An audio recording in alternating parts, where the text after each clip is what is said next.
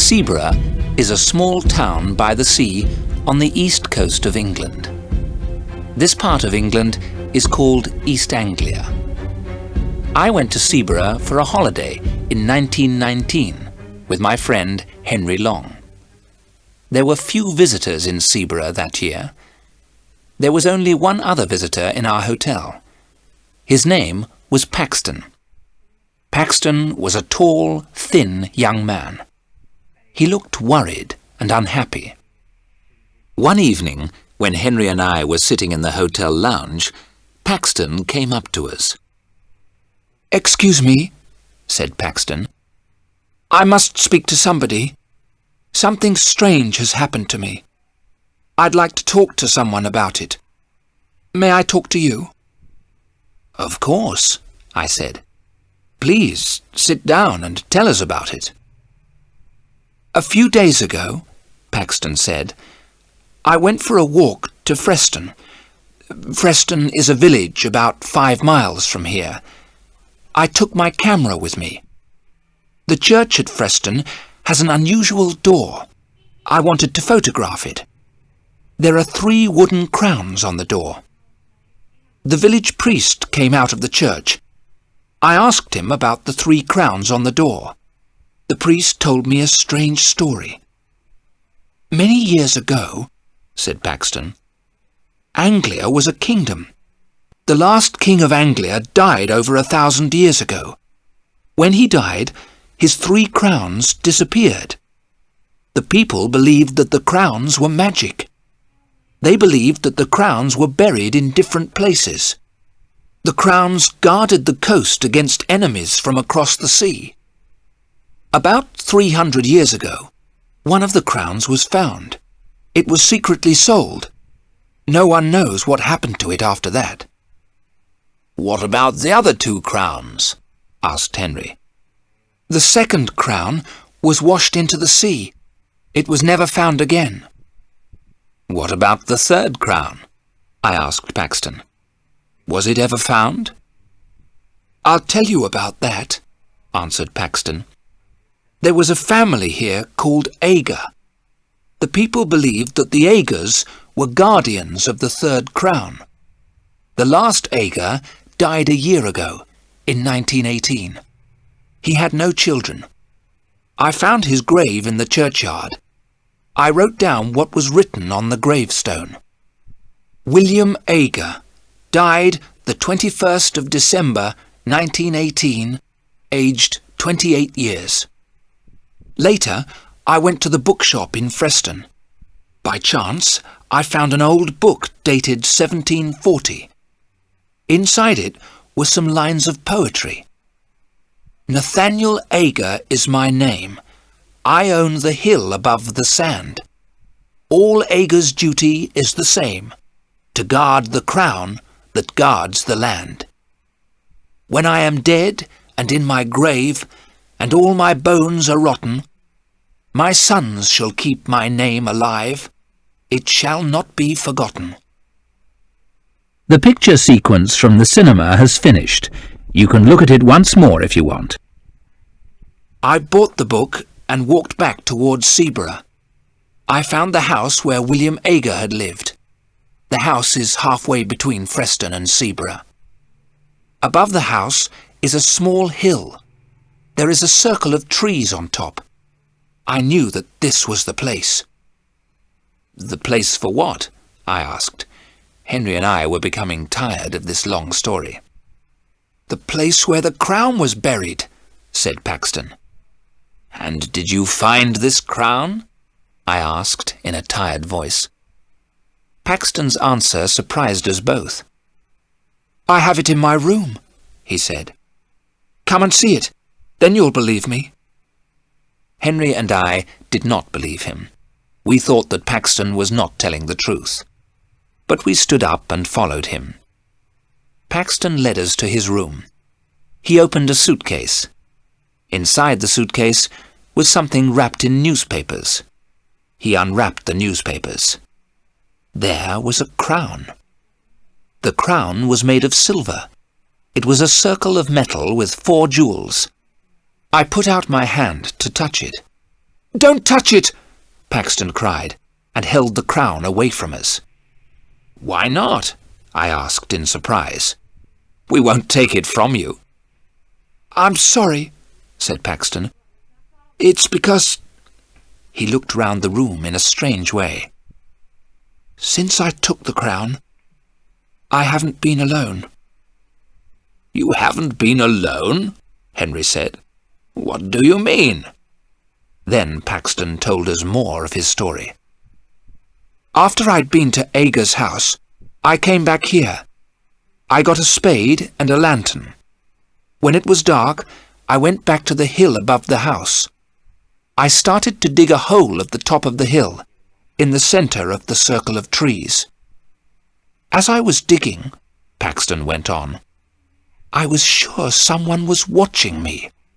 Once I thought I saw someone, but I wasn't sure. The person was always behind me. Once I felt someone pulling my coat. But then I found the crown. At that moment I heard a terrible cry behind me." "Who cried out?" I asked. "I couldn't see anyone," Paxton answered. "But I think I know." He pointed to a book on a table beside the bed.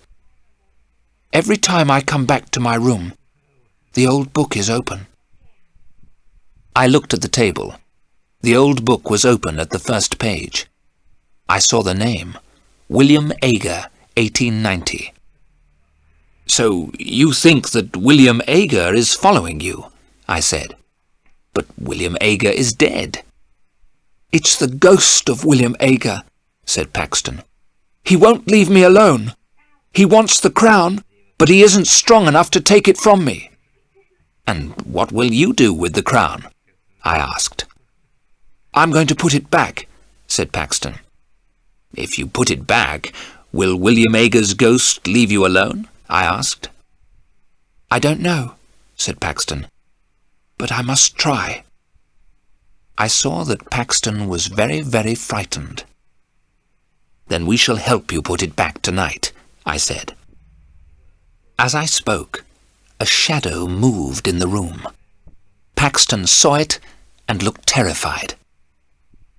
The picture sequence from the cinema has finished. That night, as we left the hotel together, I spoke to the hotel porter. "It's a warm night," I said. "We're going for a walk. We may be back very late." "I'll wait for you, sir," said the porter. "I won't lock the front door until you return. The other gentleman isn't staying in the hotel, is he?" "What other gentleman?" I asked. "The gentleman who's with Mr. Paxton," said the porter. "No," I replied quickly. I did not tell the others what the porter had said, but I had seen it too.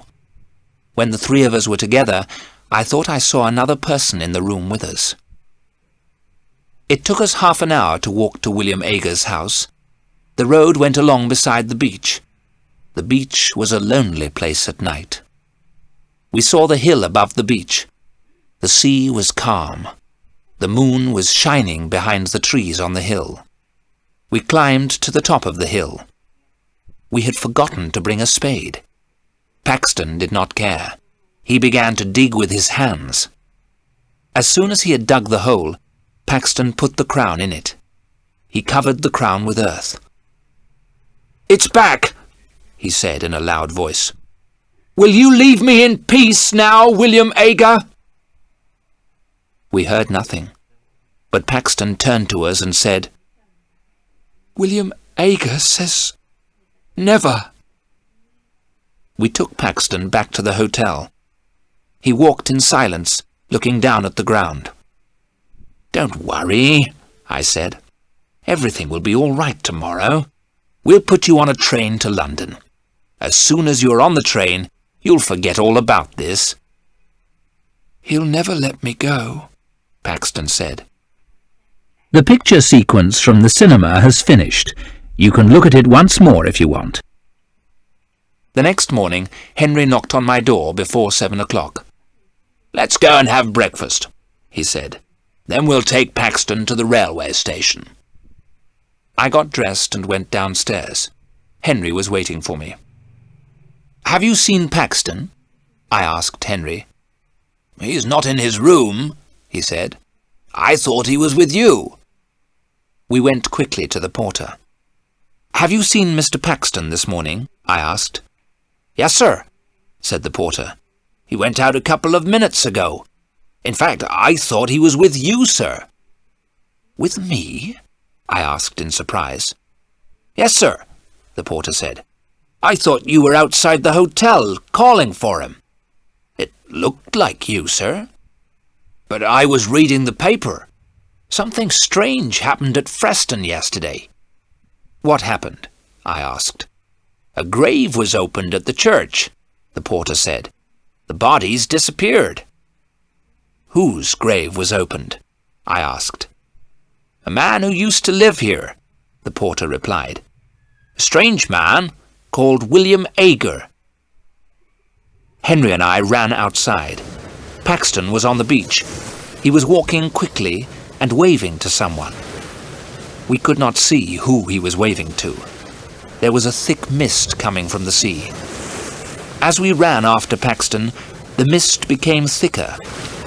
In a few seconds, we could not see Paxton, but we saw his footprints in the wet sand. The marks of his shoes were clear. There were other marks in the sand. They were made by someone who was not wearing shoes. The marks were strange. They were the shape of feet, but they were feet without flesh, only bone. We called Paxton's name. We thought we heard Paxton call our names. Then we heard a long and horrible scream. I shall never forget the sound of that scream in the mist.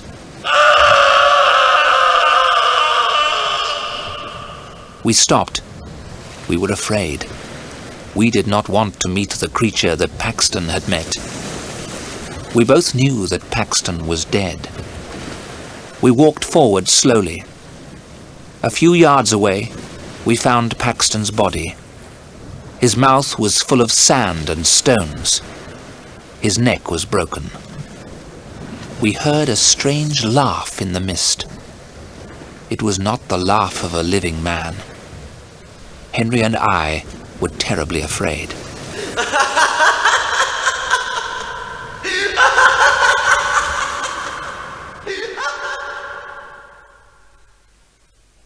The police asked us a lot of questions.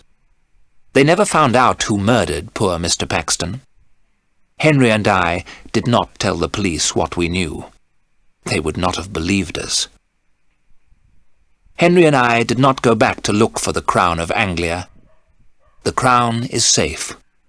We did not want to meet the ghost of the guardian, William Ager.